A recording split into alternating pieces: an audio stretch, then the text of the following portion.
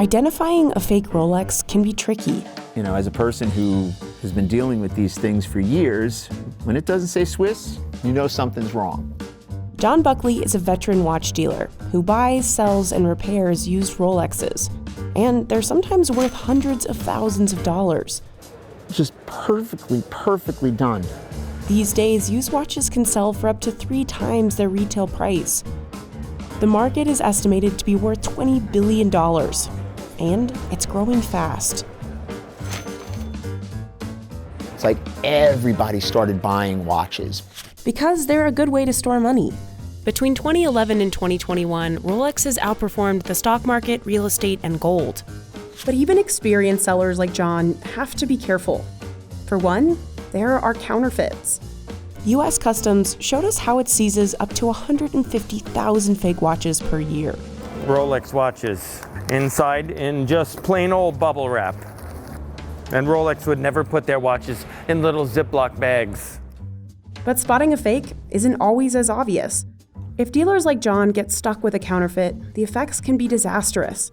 Not just financially, but it can also destroy the reputation.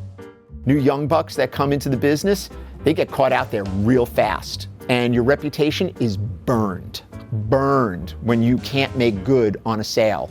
Factory bezel, factory dial. We followed John through Manhattan's famous Diamond District to see how he strikes deals in such a competitive market. It's 13.3. You know, it's not so bad. Of course it's not so bad. Why do you think I'm offering it to you? This section of 47th Street is home to over 2,600 businesses selling gems, jewelry, and luxury watches. John buys and sells roughly a dozen watches per week here from stores and other collectors. Today, he's visiting 2 of his regular spots. Little Eddie's got a Patek that I need. Hopefully I could buy it from him, and I'm going to show him a couple of pieces that I've got. I gotta find it first. Oh, that's good. What's good about this watch, it comes fully complete. Look at the condition. You got everything? Yeah.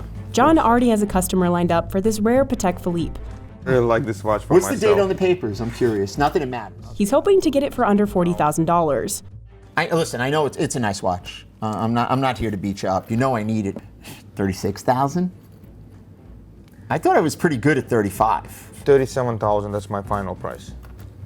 I think it's fair. You can think about it. I don't have to think. Mazal. No problem. You're the man. Thank you. This watch will be sold for 40,000 and change. So I'll make $3,000 on the watch, which is not bad. Down the street, John has his eye on a gold Rolex day date with diamonds on the bezel, or the ring surrounding its glass. How much is this $21,000 watch? 25,000. Yes. 2, 3, 5. You like that, right? Let's do it. It's factory diamond dial, factory diamond bezel. 23.5. The deal, but I'm gonna do for you. I'm gonna obviously stay S, but. Really? It's beautiful. John typically has around 30 watches in his collection, and most already have buyers lined up. We like cash flow. I write a check, I want to know that, I'm going to have that money back, I'll make my profit on it, and move on to the next one. It's like the holy grail over here. I didn't even think they were still producing them. He doesn't want to risk getting stuck with something he might not sell, even if he loves it, like this diamond-studded Rolex from Qatar, which has an asking price of $175,000. When you look at these that they make on the street and you compare it to something like this, I mean, it's a different world. I don't have a home for it. Despite the high price tags, John says he rarely makes more than a few $1,000s per watch. Sometimes it's only a few hundred. There are very few home runs in this game. I mean, I don't know what is considered a home run. Making $10,000 on a watch, it's like that doesn't happen. Thank you, Yasha Mazal. And thank you. Thank you so much. In fact, he makes even more money selling obscure parts than the actual watches. These are interesting. These are called color change or tropical. And years ago, guys would never keep this stuff. But now, because they're unique, they keep them and they ask for a lot of money for them. These are Daytona dials, which are actually pretty cool. This is just tons of stuff, wallets, Rolex, duffel bags and hats, We have it all. We do. He's hoarded these Rolex parts in his workshop for 25 years. We're here in the lab. This is where I get to practice my guerrilla watchmaking skills.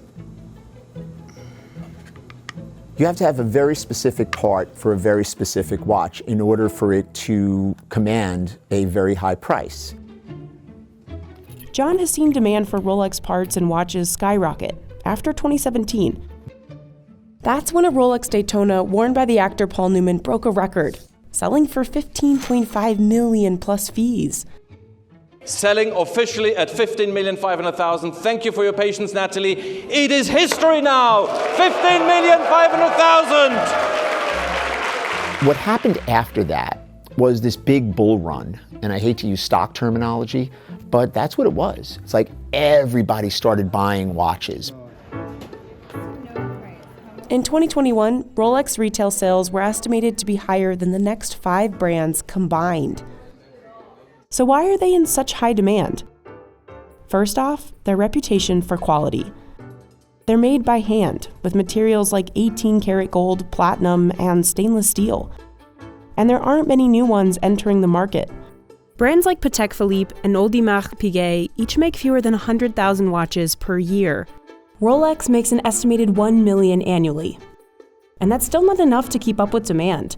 For most people, the only way to get one is to get one secondhand. The result of that, in many cases, is higher demand than available supply, which causes prices to go up. Rolexes also last and can resist all kinds of extreme conditions. In fact, it started off as a sports brand back in the early 20th century.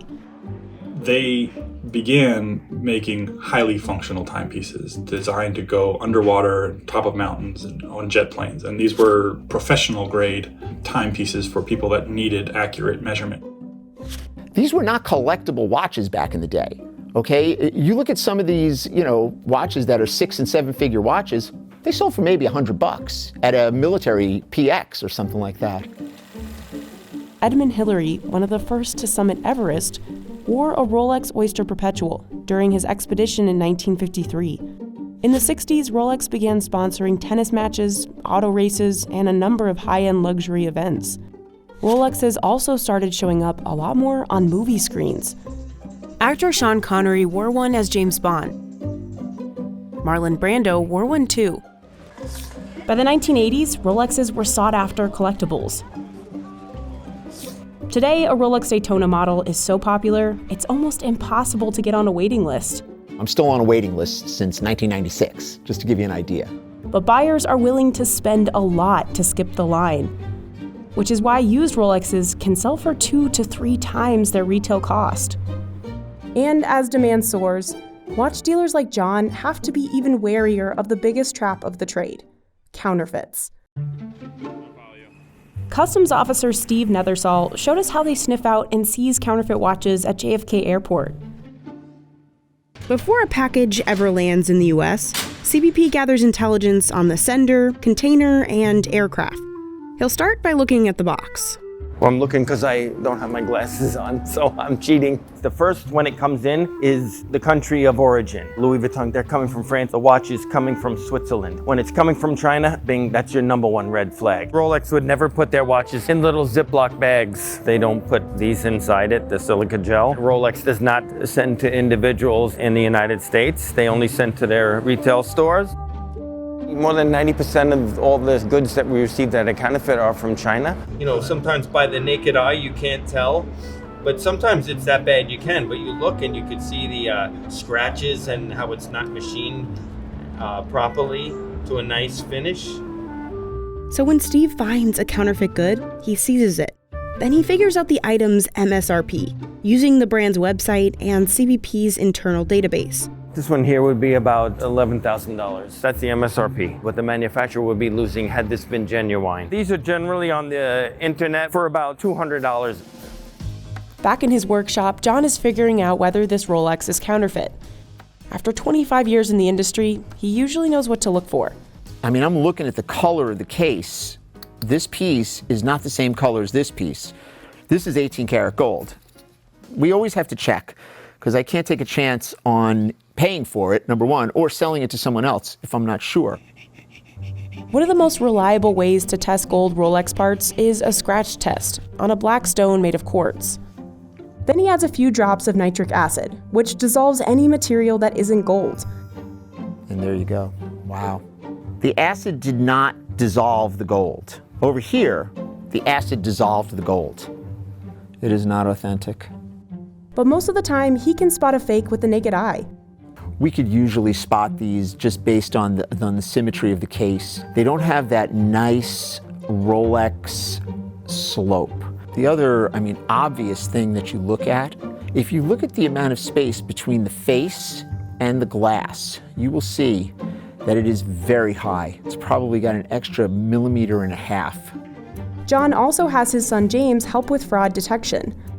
And I scroll through hundreds of listings, and I pick out the 10 that are fake. The threat of counterfeits hasn't stopped sellers or buyers, though. Rolex is also getting in on the secondhand market, launching its own program to sell pre-owned Rolexes.